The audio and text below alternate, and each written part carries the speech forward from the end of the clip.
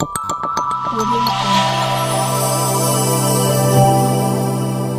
Jungle. ವಿಶೇಷ ಚೇತನರ ವಾರ್ತೆಗೆ ಸ್ವಾಗತ. ಕಳೆದ ಒಂದು ದಿನದ ಹಿಂದೆ ತಾವು ಕನಿಷ್ಠ ವೇತನ ಎಂದರೇನು, ಕನಿಷ್ಠ ವೇತನ ಕುರಿತು ವ್ಯಾಖ್ಯಾನವನ್ನು ನಮ್ಮ ಚಾನಲ್ನಲ್ಲಿ ವೀಕ್ಷಣೆ ಮಾಡಿದಿರಿ. ಇವತ್ತು ಗೌರವಧನ ಕುರಿತು ನಾವು ಒಂದು ಮಾಹಿತಿಯನ್ನು ನಿಮಗೆ ನೀಡಲಿದ್ದೇವೆ. ಗೌರವಧನ ಯಾರಿಗೆಲ್ಲ ನೀಡಲಾಗ್ತದೆ ಮತ್ತು ಯಾವ ನಿಯಮದ ಆಧಾರದಲ್ಲಿ ಗೌರವಧನವನ್ನು ನೀಡಲಾಗ್ತದೆ ಅಂತಕ್ಕಂಥ ಮಾಹಿತಿ ಇವತ್ತು ತಿಳಿಸ್ತಾ ಹೋಗ್ತೀನಿ. ದಯವಿಟ್ಟು ನಮ್ಮ ಚಾನಲ್ ಹೊಸದಾಗಿ ನೋಡ್ತಾ ಇರೋರು ಚಾನಲ್ ಸಬ್ಸ್ಕ್ರೈಬ್ ಆಗಿಲ್ಲ ಅಂದರೆ ಈಗಲೇ ಚಾನಲ್ ಸಬ್ಸ್ಕ್ರೈಬ್ ಮಾಡಿಕೊಂಡು ಈ ವಿಡಿಯೋಗೆ ಒಂದು ಲೈಕ್ ಕೊಡಿ. ಪ್ರತಿದಿನ ನಮ್ಮ ವಿಶೇಷ ಚೇತನರ ವಾರ್ತೆಯನ್ನು ತಪ್ಪದೇ ವೀಕ್ಷಿಸಿ. ಸ್ನೇಹಿತರೆ, ಗೌರವಧನವು ವಿಶೇಷ ಸೇವೆ ಅಥವಾ ವಿಶಿಷ್ಟ ಸಾಧನೆಯನ್ನು ಗುರುತಿಸಿ ನೀಡಲಾಗುವ ಪಾವತಿಯಾಗಿದೆ. ಇದು ಸಾಮಾನ್ಯವಾಗಿ ಒಂದು ಬಾರಿ ಪಾವತಿಯಾಗಿದೆ ಮತ್ತು ಇದನ್ನು ಸಂಬಳ ಅಥವಾ ವೇತನವೆಂದು ಪರಿಗಣಿಸಲಾಗುವುದಿಲ್ಲ. ಅತಿಥಿ ಉಪನ್ಯಾಸಕರು ಅಥವಾ ಸಲಹೆಗಾರರಿಗೆ ಗೌರವಧನವನ್ನು ಹೆಚ್ಚಾಗಿ ನೀಡಲಾಗ್ತಾ ಇದೆ.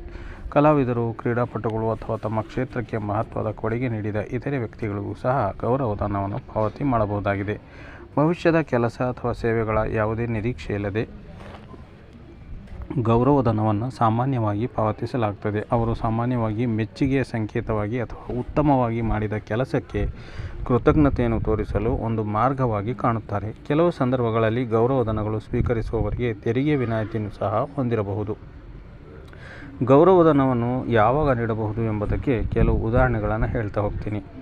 ಸಮ್ಮೇಳನ ಅಥವಾ ಸಮಾರಂಭದಲ್ಲಿ ಮಾತನಾಡಲು ಅತಿಥಿ ಭಾಷಣಕಾರರಿಗೆ ಕರೆದಾಗ ಗೌರವಧನವನ್ನು ನೀಡುತ್ತಾರೆ.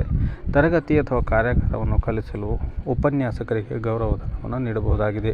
ನಿರ್ದಿಷ್ಟ ಯೋಜನೆಯಲ್ಲಿ ತಮ್ಮ ಪರಿಣಿತಿಯನ್ನು ಒದಗಿಸಲು ಸಲಹೆಗಾರರಿಗೆ ಗೌರವಧನವನ್ನು ಪಾವತಿ ಮಾಡುತ್ತಾರೆ. ಗ್ಯಾಲರಿಯಲ್ಲಿ ತಮ್ಮ ಕೆಲಸವನ್ನು ಪ್ರದರ್ಶಿಸಲು ಕಲಾವಿದನಿಗೆ ಗೌರವಧನವನ್ನು ನೀಡಬಹುದು. ಸ್ಪರ್ಧೆಯನ್ನು ಗೆಲ್ಲಲು ಅಥವಾ ದಾಖಲೆಯನ್ನು ಸ್ಥಾಪಿಸಲು ಕ್ರೀಡಾಪಟುವಿಗೆ ಗೌರವಧನವನ್ನು ನೀಡಬಹುದು. ಗೌರವಧನದ ಮೊತ್ತವು ಸಂದರ್ಭಗಳನ್ನು ಅವಲಂಬಿಸಿ ಬದಲಾಗಬಹುದು. ಇದು ಸಾಮಾನ್ಯವಾಗಿ ಸ್ವೀಕರಿಸುವವರ, ನಿರ್ವಹಿಸುತ್ತಿರುವವರ ಕೆಲಸ ಅಥವಾ ಸೇವೆಯ ಉದ್ದ ಮತ್ತು ಸಂಕೀರ್ಣತೆಯನ್ನು ಆಧರಿಸುತ್ತದೆ. ಗೌರವಧನಗಳು ಇತರ ಕೆಲಸ ಮತ್ತು ಸಾಧನೆಗಳಿಗೆ ಮೆಚ್ಚುಗೆಯನ್ನು ತೋರಿಸಲು ಒಂದು ಮಾರ್ಗವಾಗಿದೆ.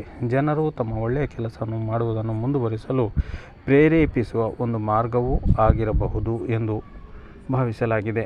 ಏನೇ ಆಗಲಿ, ಗೌರವಧನ ಪಡೆದವರು ತಮ್ಮ ಅಗತ್ಯಕ್ಕೆ ತಕ್ಕಂತೆ ಕೆಲಸ ಕಾರ್ಯಗಳನ್ನು, ಕರ್ತವ್ಯವನ್ನು ನಿರ್ವಹಿಸಿಕೊಡುತ್ತಾರೆ. ಈ ವಿಡಿಯೋಗೆ ಒಂದು ಲೈಕ್ ಇರಲಿ.